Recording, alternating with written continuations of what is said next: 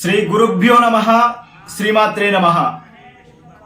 మీ అందరికీ కూడా తెలుసు, జనవరి 22వ తేదీన మన అయోధ్యలో బాలరాముడి యొక్క ప్రతిష్ట. మనమందరం కూడా ఎంతో అదృష్టవంతులం. ఎందుకంటే కొన్ని కోట్ల జన్మల పుణ్య ఫలితమో ఏమో ఈ కలియుగంలో, అది కూడా అయోధ్యలో రాముడి యొక్క ప్రతిష్ట చేసే సమయానికి మనమందరం కూడా జీవించి ఉండడం. కొన్ని వేల మంది యొక్క ప్రాణత్యాగం అయోధ్యలో రామ మందిర నిర్మాణం, 500 సంవత్సరాల తపఫలం అయోధ్యలో రామ మందిర నిర్మాణం.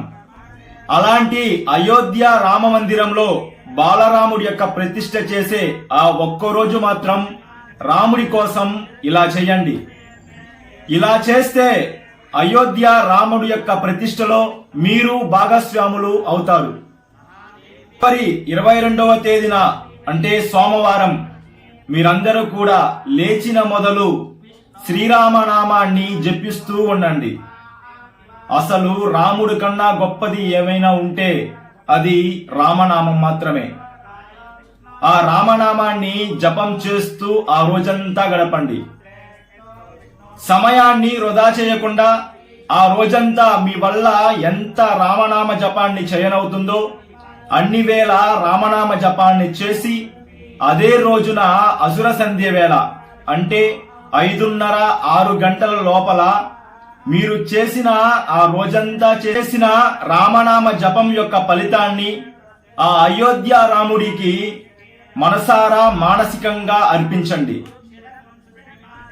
దయచేసి ఆ రోజు, ఆ ఒక్కరోజు మాత్రం రాముడు మనకిచ్చిన సమయాన్ని వృధా చేయకండి.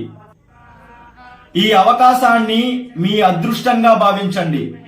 ఎందుకంటే ఇలాంటి అవకాశం, ఇలాంటి సందర్భం మన ముందు తరం వాళ్ళకి కానీ మన వెనక తరం వాళ్ళకి కానీ లేదు. కేవలం రాముడు మనకిచ్చిన గొప్ప అవకాశం. మీరే ఒకసారి ఆలోచించండి. మనం గొప్ప క్షేత్రంగా అనుకునే తిరుమలలో ఆనంద నిలయాన్ని నిర్మించిన తొండమాన్ చక్రవర్తి ఉండే కాలంలో మనం లేము. అదేవిధంగా కాశీలో ఆలయ నిర్మాణం సమయంలో మనం లేము. కానీ అయోధ్యలో మన రాముడికి గుడి కట్టి ప్రతిష్ఠ చేసే సమయంలో మనం జీవించి ఉన్నాం. అటువంటి సువర్ణ అవకాశాన్ని మనం వృధా చేయకుండా ఒక్కరోజు మాత్రం రాముడి కోసం జీవిద్దాం, రాముడి కోసం ఆలోచిద్దాం, రాముడి కోసం జపం చేసుకుందాం. ఆ విధంగా ఆ ఒక్కరోజు మాత్రం మీరు, మీ కుటుంబ సభ్యులు, మీ అన్నదమ్ములు, మీకు తెలిసిన అందరూ కూడా ఆ ఒక్కరోజు మాత్రం రామనామ జపం చేస్తూ ఆ రామనామ జపాన్ని ఆ అయోధ్య రాముల వారికి అర్పించండి.